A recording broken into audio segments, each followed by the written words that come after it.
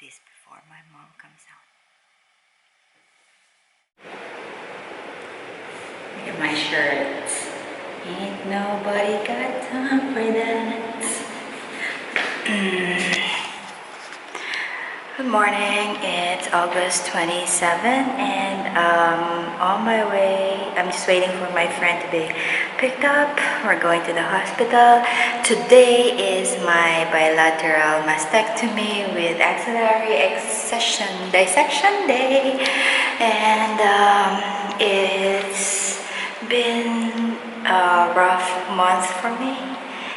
Sorry, it's too dark. In a span of 3 weeks, I was diagnosed with cancer, breast cancer, on my left breast. The lump is malignant. I'm very sad about this. I'm sad that I make people sad. They worry about me, and I have no control over it except to get treatment. After this, after my mastectomy, I may do chemotherapy. I don't know how soon, but let's see. So I'm in my building's stairwell because I can't film inside my apartment. My mom is there. She's been really emotional about this, but she's here to support me. Let's hope for the best. We're at the emergency room na, Seth and my mother dear. Are you scared? I'm not scared. We're just waiting. You've seen how I was 2 years or more than 2 years ago. This story is more than 2 years in the making. So I looked so haggard back then on that day. Now I am back again with part 2 of my mastectomy story. So if you haven't watched part 1, you'll see how I have prepared for this surgery. But before we go further, I'd like to explain to you that I did a modified radical mastectomy where the whole of my left breast was removed, and also an axillary dissection where they have removed all of my lymph nodes. I did do a reconstruction surgery because my doctor had wanted me to go, and I have also decided to do radiation therapy after that, so the healing process would take longer. So it's storytelling time. On the day of my surgery, the night before, they had asked me to do some fasting, so I didn't have any solid food. I don't know if I drank that much water, but I remember the feeling of being hungry just right after or before my surgery. The appointment I had was at 11 a.m. but they had asked me to go 3 hours before the surgery for some preparations. We went early and I was asked to go directly to the emergency area at the hospital. So while there, they had registered me, and then a nurse came to guide me to my room to go upstairs, surgical ward, and they had asked me to change into a medical gown, and then I was introduced to the nurse who would be taking care of me, and she was an oncology nurse also. And the first thing she asked me was if I had shaved my armpit or of where I'll have the surgery, and I said no. So she took me to the bathroom and cleaned me up a bit and shaved my armpit, which was a little embarrassing. And after that, I had a few minutes to relax because I was early. I'm inside my room now. They've left me to get some coffee, but I can't have anything, so I'm here. This is my room. My bed is ready, and my mom's gonna sleep there. Whoever else wants to sleep here, here. I don't know. I can only bring one companion, I think. And then let's go to the bathroom. I expected a bathtub. No, just kidding. This is my shower room. This is the toilet. And that's me with my outfit of today. Yeah, I think I should get some nap. The nurse told me he thinks I'm too early to be here. This is my preview. I don't have an ocean view, but I have a view of some of Dubai's. Okay, later. And then after that, she came back again to do an allergy test where she would prick my arm or somewhere and to see if I have any allergic reactions to any drug, or maybe that was the purpose of it. I can't remember what it was for really. A doctor came in, and I think he was also a surgeon. He will be assisting the surgery. He examined me and then he did some markings on my breast. I think that was for where the surgeon will determine the exact area of the surgical site. And after that, I was wheeled down to the surgery department, and I met my general anesthesiologist. This has been explained to me beforehand that I will have to undergo general anesthesia for the surgery. So I met with the doctor, and then he had a list in front of him, a chart, and then we were just having a conversation. He was asking me a lot of things, taking off things, if I'm allergic to this and that, and luckily I wasn't, or most of it, I wasn't allergic to anything.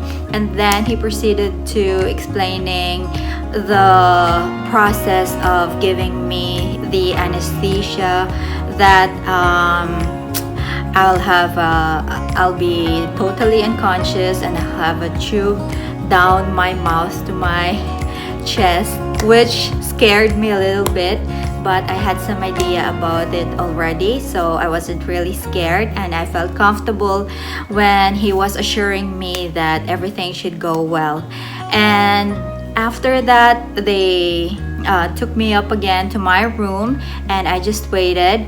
And then around 2 hours later, they told me that my surgeon is ready and they had to take me down. I'll insert some videos of what happened while I was being taken down to the surgery room. Going to... Hi, Tons. Hi. What are you going to do today? Going to have a bilateral mastectomy with axillary dissection. Specialty. Yes. They're taking me into the operating room. Yes. Pwede mo tayo sumunod, no? Para malaman natin saan. After this recovery room, we can go there, no? No. How many minutes in recovery room? 30 to 45. Oh, that's quick. And she can eat immediately after that? Oh no. At least you need to wait for 1 more hour. One more hour. I But thought she it. can eat today after. Okay. Bye, Tons. Bye-bye, Ma. Don't cry. Kami ba na kay tita? At the surgery room, I remember they had given me the I think it was just a local anesthesia to put me down. No, to make me unconscious. And I remember that the last thing before going inside the operating theater, this nurse, he was also a kabayan, he was also Filipino, had tried talking to me about where I'm from or something. And then I just saw the lights in the ceiling, and that's the last thing I remembered before my surgery. And the first thing, funny enough, the first thing I remembered after the surgery was I was lying down and I saw lots of lights on the ceiling and a lot of people surrounding my bed. There were like 5 or 6 nurses surrounding me, and they were trying to wake me up. And it was so funny because they told me that maybe I was dreaming because I was smiling and giggling. So I don't know what it was about, but I didn't feel any pain. Maybe I was still high on drugs. Maybe I'm not sure if they had given me morphine already, but they said I was out for around 2 hours at the recovery room. And so when I was awake, they had given me enough time to get reacquainted with the surroundings, and then they took me up to my room. Hi. Oh my god, I need to put some lip gloss on. Can I put some lip gloss? I have Vaseline. You want Vaseline? Even mascara if you want. By this time, I had become aware of the drain that was left hanging outside my body, and there wasn't any pain at all. I was feeling numb and hungry because I haven't had any meal since the previous night. So they explained to me also that they have removed a total of 19 lymph nodes from my left armpit, and that it will be tested if it has any cancer cells on any of it. And as it turned out of the 19 that was removed, 10 were already complicated with cancer. Now let's talk about the potential risks and complication that could happen after the surgery. First is bleeding. Of course, they had cut you up, and that incision might open up and you'll have bleeding. And then the pain, of course, but while at the hospital, they were continuously giving me some medication for the pain. And then, of course, infection is a great risk, so I had to make sure that everyone around me was clean. I wasn't really allowing anyone to touch or hug. There was already swelling and tenderness also, and of course I cannot my range of motion was limited. But I remembered I was feeling so groggy, but I wasn't really sad. I don't know, because I had a lot of friends who came to visit. And by the way, right after the surgery, they had asked me to walk already, or was it the night just after my surgery? They have asked me to walk around the. By the second day, I was ready to go home, but things got complicated because they had inserted a catheter or cannula, whatever you call it, from my arm here, and I still have scars to prove it. And it had become swollen, and it had a great risk of infection. I had told the nurse before that, but she waited till my surgeon saw it himself and see how it was going. So when he saw it, he was really mad that it wasn't reported to him right away. So I was taken back down to the surgery room. It wasn't even a half day, maybe 2-3 hours. I was in the operating room and the recovery room, and I was wide awake when they removed it. And the tube, it was so tiny, like a thread maybe, and it was about this long. And they told me it was inserted inside a vein, and it was connected directly to my heart, because that was placed there for my upcoming chemotherapy. But I guess that was too soon for them to place it, so they just removed it. What is my recovery? I'll split it into two.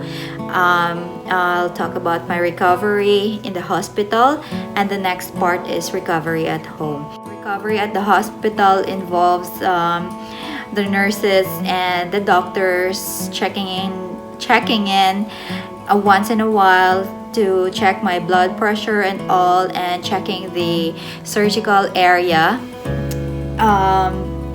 every now and then for any risks of infection.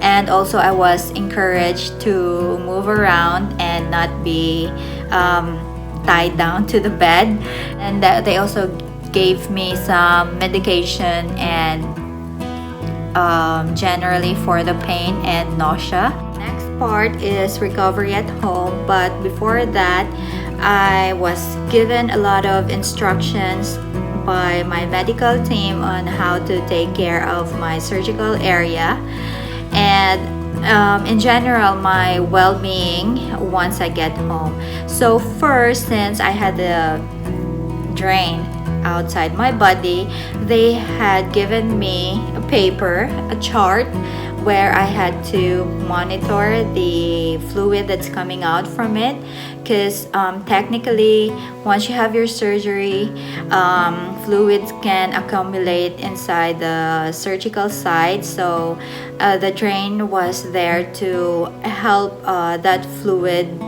be extracted, or I don't know the word, outside your body, so it wouldn't be too swollen. So I had to measure the fluid 2 or 3 times a day.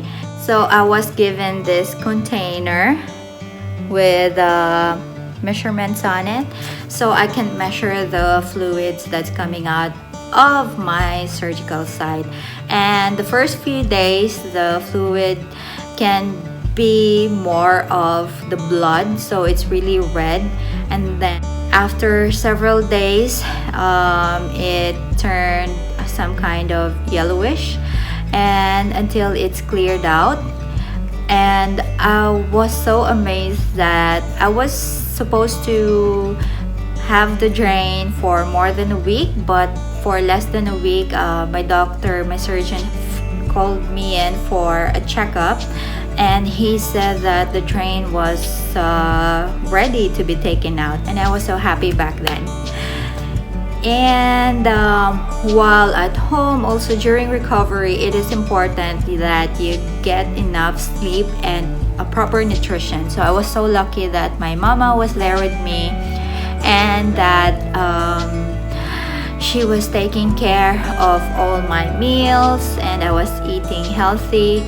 But as tired as I was, as painful as my surgical site, I really had a hard time sleeping.